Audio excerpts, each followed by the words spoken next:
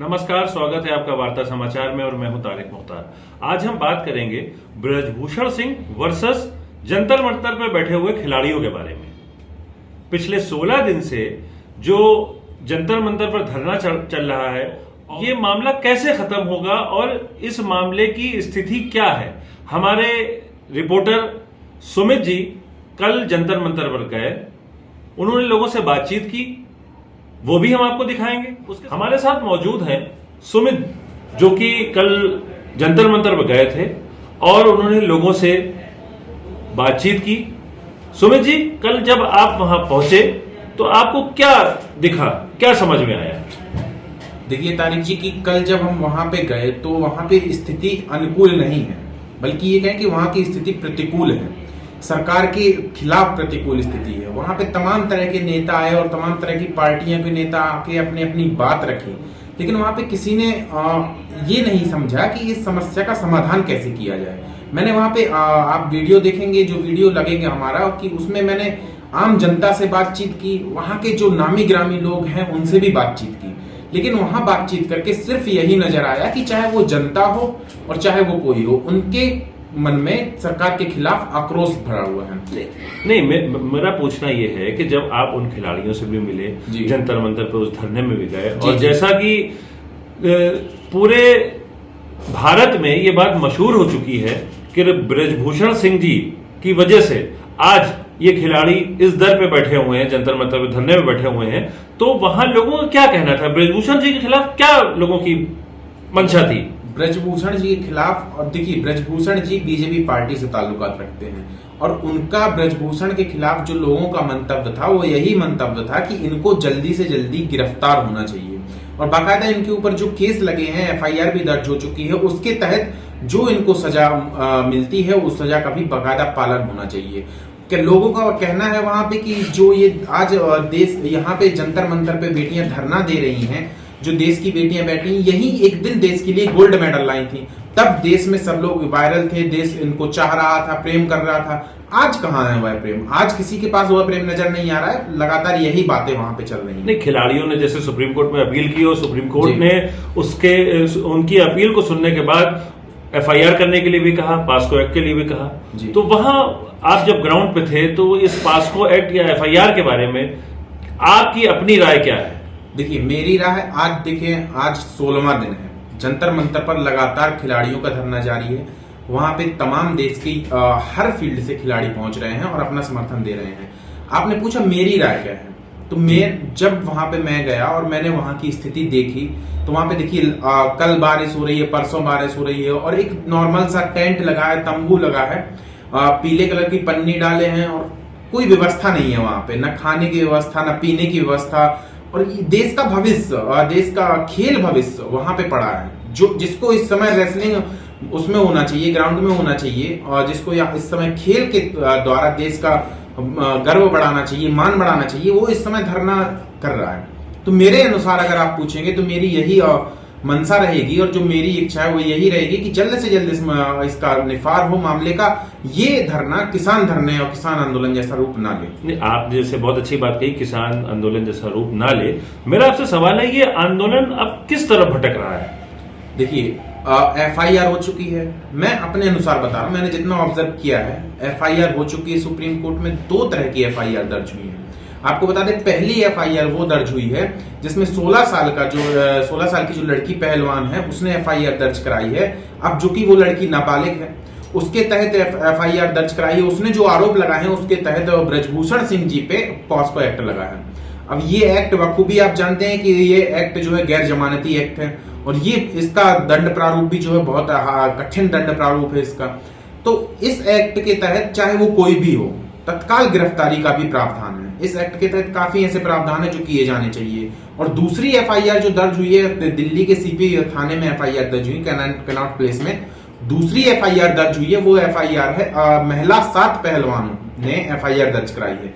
उन्होंने भी संगीन और गंभीर आरोप लगाए हैं। तो कुल मिला के 2 एफआईआर दर्ज हुई हैं, और इनके जो एक करीबी हैं विनोद जी, उन पे भी एफआईआर दर्ज हुई है। यानी कि 2 लोगों पे एफआईआर दर्ज हुई है। पहला ब्रजभूषण सिंह और दूसरा इसके भारतीय महाकुश्ती संघ के जो सचिव हैं विनोद जी, उन पे भी एफआईआर दर्ज हुई है। तो 2 लोगों पे एफआईआर दर्ज हुई है और ये मामला अब जो जा रहा है आंदोलन, वो कुल मिला के स्थिरता उनको रखनी चाहिए और पेशेंस रखना चाहिए। देखिए, आंदोलन करने को कोई मना नहीं करता है, आंदोलन करें आप, बट कानून के दायरे में रहकर।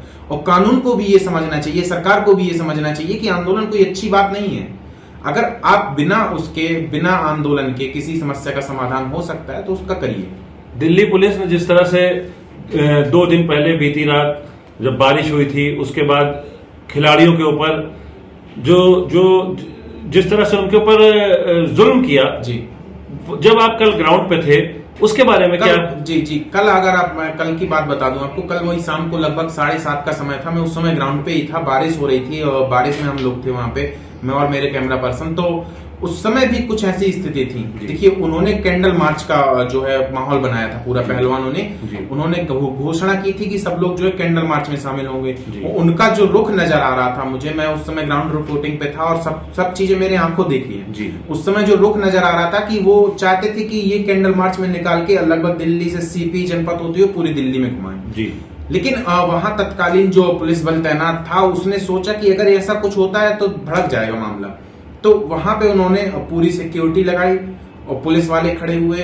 कुल मिला के कैंडल मार्च उसको बड़ा रूप नहीं लेने दिया, छोटे में सीमित करके उसको खत्म किया। लेकिन तो देखिए तारिक जी, कल जो बारिश का आपने मसला किया, लाठीचार्ज का मसला किया, बीती बारिश का, अगर कल की जो बारिश हुई, कल का जो माहौल था, उसके बारे में मैं चर्चा करूं तो आज आप मुझसे पूछ रहे हैं, मैं कल वहां पे उस समय वहीं मौजूद था, मैं और मेरे कैमरा पर्सन वहीं मौजूद थे जब ये सब बातें हुई। और वो बातें ये थी कि कैंडल मार्च का जिक्र हुआ। कैंडल मार्च कल उन्होंने निकाला था और उनकी मंशा ये थी पहलवानों की कि हम अपना कैंडल मार्च, जो पहलवानों का समर्थन है, वो दिल्ली के सीपी होते हुए दिल्ली की तमाम जगहों पर लेके जाए। लेकिन पुलिस वालों ने और जो वहां पे पीएससी बल तैनात था, उसने सोचा कि अगर ऐसा होता है तो हो ना हो, कहीं ना कहीं कुछ ज्यादा चीजें हो जाए, कुछ जो नहीं होना चाहिए वो हो जाए। तो उसने उसको सीमित रखा और वहीं पे बैरिकेड लगा के बाकायदा उनको वहीं रोक के रखा।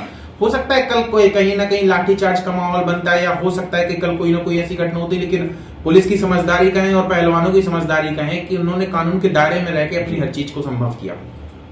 सुमित जी, एक बात और मैं आपसे पूछूंगा कि ब्रजभूषण सिंह जी गोंडा से सांसद हैं, तो क्या ये आग दिल्ली से गोंडा तक लगी है और अभी तक सांसद भी हैं वो, इस खिलाड़ी एसोसिएशन के चेयरमैन भी हैं वो, उनकी गिरफ्तारी क्यों नहीं हुई? देखिए तारिक जी, आपने मुझसे 2 सवाल किए। पहली सवाल ये था आपका कि क्या ये आग दिल्ली से गोंडा तक? बिल्कुल। पहले इसका आंसर दे दूं मैं आपको। जब मैंने वहां पे कल लोगों से बातचीत की तो उनका 2 टूक जवाब था। और वहां पर मैं आपको बता दूं कि एक जिला से नहीं, एक शहर से नहीं, भारत के हर प्रदेश से लोग मुझे मिले। मुझे मध्य प्रदेश से लोग मिले, मुझे छत्तीसगढ़ से लोग मिले, बिहार से लोग मिले, राजस्थान से लोग, यानी कि हर प्रदेश से वहां पे लोग मिले जो समर्थन, और एक दिन नहीं, जिनको वहां पे 8-8 दिन 9-9 दिन हो गए हैं, वो पहलवानों के साथ रह रहे हैं, वो लोग मिले। तो इस बात से आज साफ जाहिर होता है कि ये आग है भले ही दबी हुई, मतलब आग भड़क रही है बट निकली नहीं है, जल नहीं, लपटे नहीं छोड़ रही है। कुल मिला के ये है कि ये जो आपने कहा कि ये आग गोंडा तक है, तो मेरे अनुसार, मैंने जो देखा उसके अनुसार ये आग गोंडा तक नहीं है, बल्कि पूरे देश में आग है। बट ये है कि अंदर की आग है, अभी भड़क नहीं रही, जल नहीं रही है। और दूसरा क्वेश्चन आपका था कि जो सांसद महोदय हैं ब्रजभूषण सिंह जी, वो गिरफ्तार काहे नहीं हो रहे हैं? तो उसका आंसर मैं आपको दूं कि ब्रजभूषण सिंह जी जो सांसद हैं, वो वर्तमान सांसद हैं और संसद के एक सदस्य भी हैं। अब नॉर्मल व्यक्ति, आम आदमी को डायरेक्ट गिरफ्तार कर सकते हैं, लेकिन सांसद को गिरफ्तार करने के लिए एक नियम फॉलो करना पड़ता है। एक नहीं, बाकाया मैं कहूँ, माफ कीजिएगा, 4-5 नियम है उसके जो फॉलो करने पड़ते हैं। जिनमें से पहला नियम ये है कि एक अगर कोई सांसद है तो उसके ऊपर अगर दीवानी जैसे या जमीनी विवाद के मामले हैं या आपराधिक कोई मामले हैं और संसद सत्र चल रहा है, तो सत्र से 40 दिन पूर्व और सत्र के 40 दिन बाद उसको गिरफ्तार नहीं किया जा सकता। इस जो अवधि है, इसके अंदर किसी भी सांसद को गिरफ्तार नहीं किया जा सकता है। अगर संसद सत्र चल रहा है उसके 40 दिन पहले और 40 दिन बाद, उसके बाद आप गिरफ्तार कर सकते हैं। ये एक नियम है जो संसद नियम बुक में दर्ज है। दूसरा नियम ये है कि अगर आपको किसी सांसद या विधायक या मंत्री को गिरफ्तार करना है तो बाकायदा उसके सदन में स्पीकर से, लोकसभा स्पीकर से आपको अनुमति लेनी पड़ेगी। उसको बताना पड़ेगा कि हम किस कारण से गिरफ्तार कर रहे हैं। तो ऐसे करके 3-4 नियम हैं जिनके कारण संसद को गिरफ्तार किया जा सकता है, और ये नियम फॉलो करने में थोड़ा समय लगता है, और वही समय जो है अब का है। हो सकता है कल गिरफ्तार हो जाए, हो सकता है परसों गिरफ्तार हो जाए।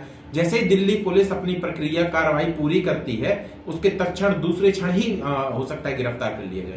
जिस तरह से खिलाड़ियों ने सुप्रीम कोर्ट से में अपील की और सुप्रीम कोर्ट ने उनके ऊपर पास्को एक्ट और एफआईआर करने के लिए कहा, और उसके साथ साथ सुप्रीम कोर्ट ने ये कहा कि मेरा काम सिर्फ आपकी बात सुन के एफआईआर के लिए परमिशन देना था, अब आप किसी निचली अदालत में जाएं और वहां से इनके ऊपर मुकदमा कायम करें। तो आपको क्या लगता है कि खिलाड़ियों का कुछ इरादा है, वो जा रहे हैं और कहां से क्या करने वाले हैं? देखिए, बिल्कुल आपकी सही बात है। सुप्रीम कोर्ट उच्च न्यायालय स्तर है, और वहां पर डायरेक्ट आप उसका दरवाजा नहीं खटखटा सकते हैं। अगर आपको कहीं नीचे न्यायालय के स्तर से आपको निराशा मिली है, तब आप सुप्रीम कोर्ट जा सकते हैं। और वही बात सुप्रीम कोर्ट ने कल कही है कि मैंने आपकी एफआईआर दर्ज करा दी, आदेश दे दिया है पुलिस को, अब आप अपने जिला या सत्र न्यायालय के पास जाएं, वहां से आप उनकी एफआईआर दर्ज कराएं, उनके खिलाफ केस लड़ें, और वहां आपको निराशा मिलती है, हो सकता है वहां का कोर्ट उनको सजा मुकब्बल कर दे, आप डायरेक्ट सुप्रीम कोर्ट जा सकते हैं। ये उचित नहीं है, न्यायिक व्यवस्था में ये उचित नहीं है। आपको स्तर बाय स्तर एक न्याय का जो नियम होता है उसको फॉलो करके आगे जाना पड़ेगा। सुमित जी, मेरा एक सवाल आपसे और है, वो ये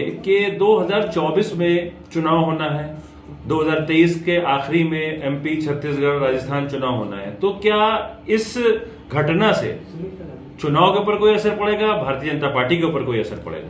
जी बिल्कुल, जिस तरह से मैंने वहां पे हालात देखे और बात की लोगों से, तो मुझे यही लगता है कि वहां पे कुछ लोग, कुछ पार्टियों को समर्थन करने वाले लोग जरूर मौजूद हैं, जो सिर्फ अपनी राजनीति चमका रहे हैं, जिनका कहीं ना कहीं ये भी मनोभाव प्रतीत होता है कि वो अपनी राजनीति चमका रहे हैं, और कहीं ना कहीं योगदान है उनका 2024 वाले चुनाव में, और अभी 2023 में होने वाले हैं इसके विधानसभा के चुनाव। तो हो सकता है कि कहीं ना कहीं राजनीति की हर आंदोलन, कोई भी आंदोलन हो, उसके पीछे राजनीतिक मुद्दे जरूर होते हैं। कुछ नारे भी लगे थे, मैंने सुना।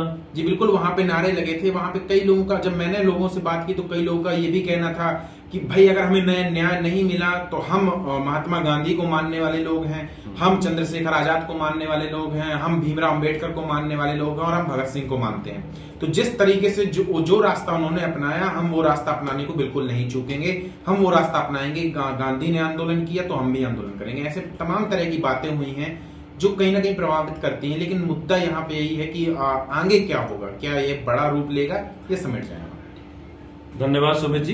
तो देखा आपने किस तरह से हमारे ग्राउंड रिपोर्टर सुमित जी कल जंतर मंतर गए, इससे पहले भी वो गए थे, और उन्होंने वहां से रिपोर्ट निकाली और हमारे साथ बैठे और इस मसले पे चर्चा की।